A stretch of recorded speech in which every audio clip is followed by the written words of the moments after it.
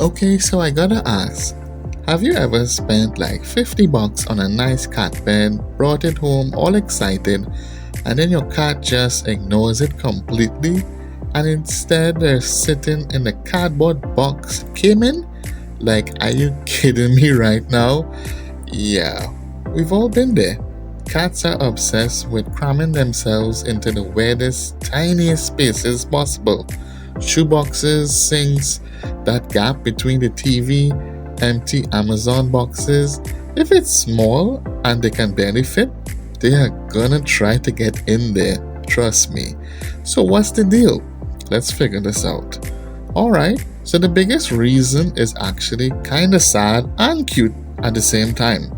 Your cat feels safer in small spaces.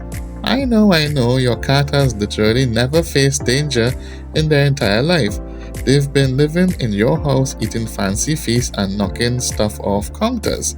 But here's the thing, they don't know that.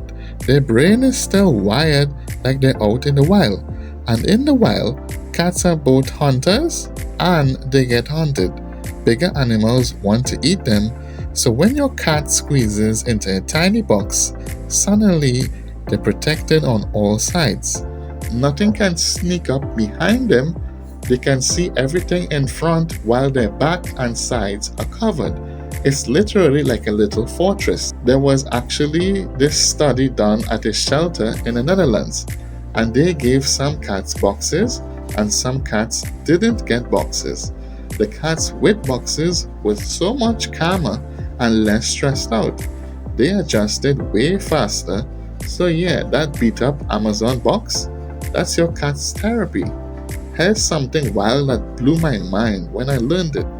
You know how we keep our houses like 70, 72 degrees? Comfortable, right? Well, cats are comfortable at like 86 to 97 degrees. That's hot. Like we would be sweating. But that's where cats feel the best. So basically, your cat is walking around your house thinking, why is it so cold in here? All the time. That's why they are always in that one sunny spot by the window or sleeping right on your laptop keyboard. Or yes, inside a cardboard box. Because cardboard, it's an amazing insulator. When your cat curls up in there, the box traps all their body heat and keeps them toasty. It's like making their own little sauna. The smaller the space, the easier it is to warm up.